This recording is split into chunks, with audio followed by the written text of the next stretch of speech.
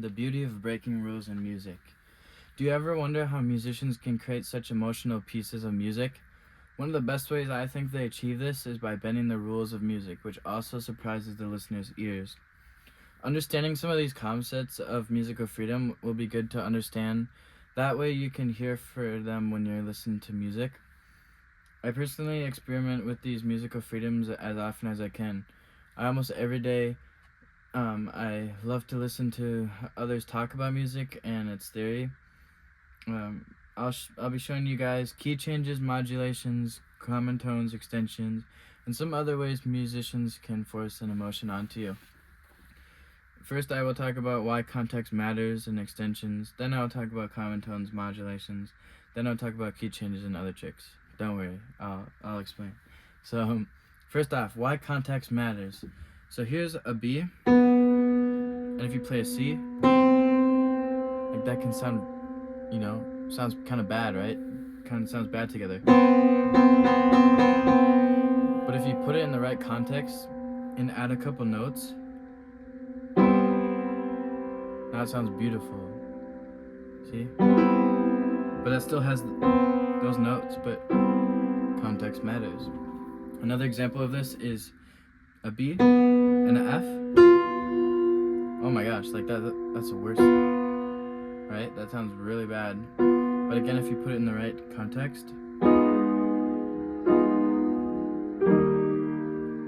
then you use tension and release. Tension and release. And now it's like sounds refreshing. So context, that's context. Now I'm gonna move to extensions. So take a simple G minor chord,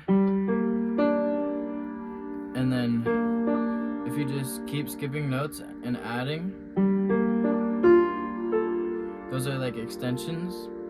And so this is a D minor chord, and here's a G minor. So it's like you're putting two chords together to make like an extension of a chord, so that's called G minor 9, but that doesn't really matter. It's just a name for it.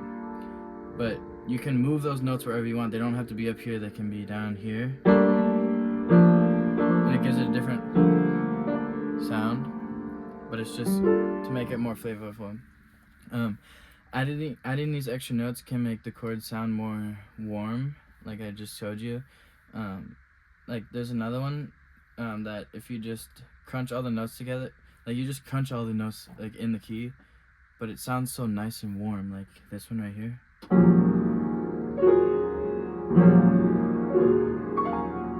Instead of just playing like that's fine, but if you do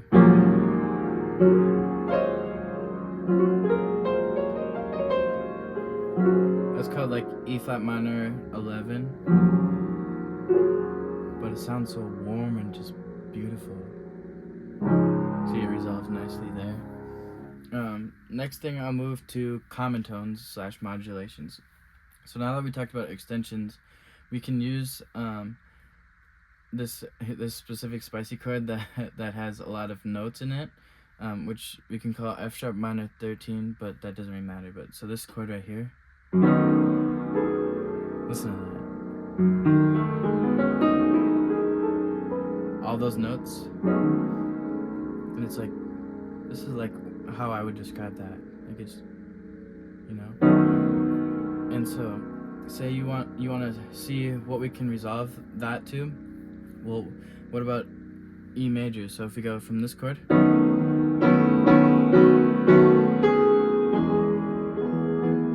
see, that was nice.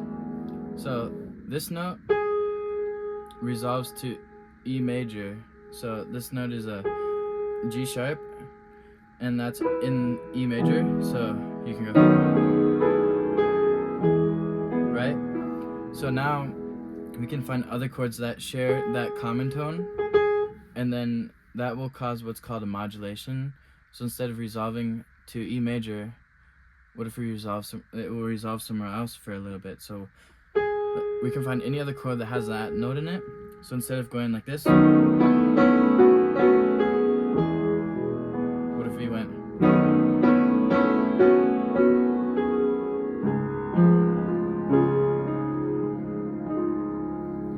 about this one?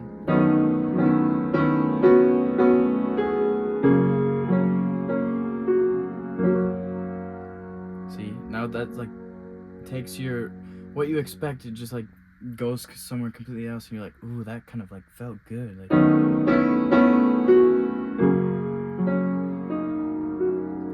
it's different. So there's many options. There are just some. Next, I'll move to key changes and other tricks. Another way to change the mood of a song is to go from major to minor or vice versa. And how we usually can make a smooth transition into each, we usually try to find a common chord that both keys share. Like in the song "While My Guitar Gently Weeps," the verses are in A minor, and then it moves to, so it's an A minor, like, and then it moves to this chord, which is E7, which is shared with A major, and it transitions nicely into A major for the chorus, and then it goes back to that common chord again, and transitions back into A minor. So I'll show you. So the verses are like, and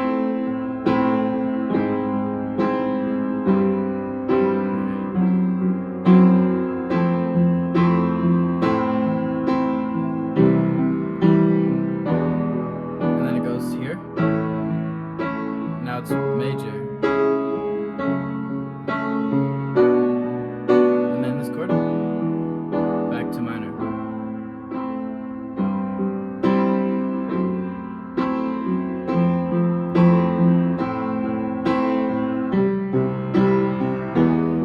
Back to major.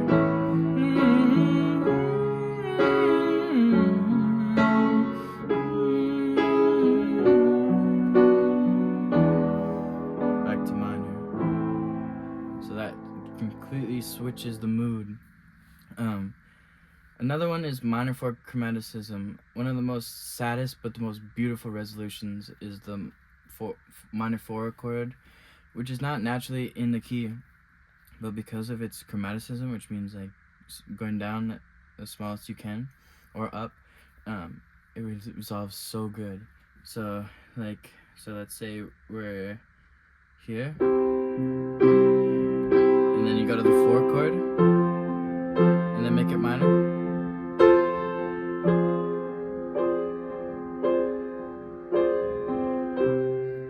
Sounds so good when it resolves back.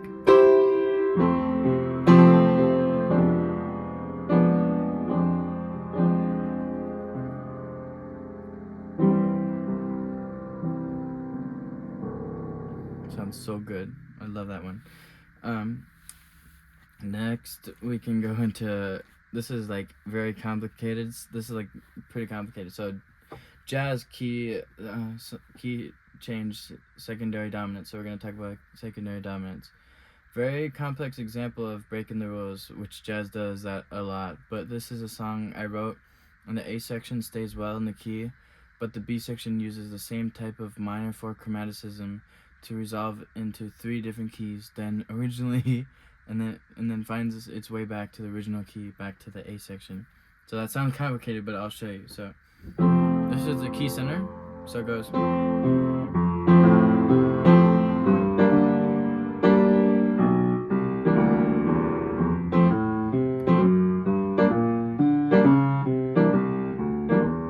So that's all in the key, but then the B section goes. So that's a dominant, which resolves here.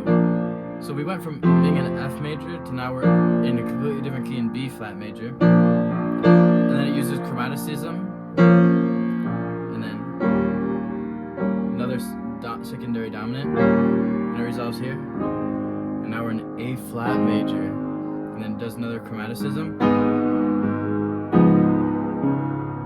Now we're here in G flat major, and then it goes, and then it finds its way back to F. So that's very complicated, but so all together it sounds like this.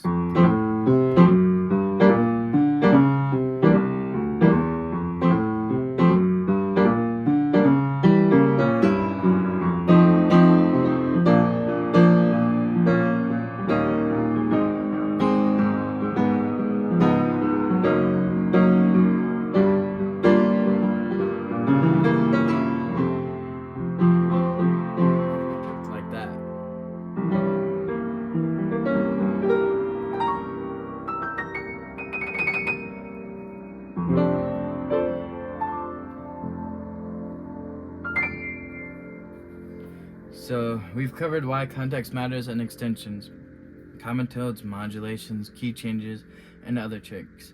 Now that you have a basic understanding of some of these things, hopefully you can now listen to these changes and understand the changes you hear in your music in a little bit of a deeper level. I hope you enjoyed learning a little bit about the beauty of breaking rules in music. Thanks for listening.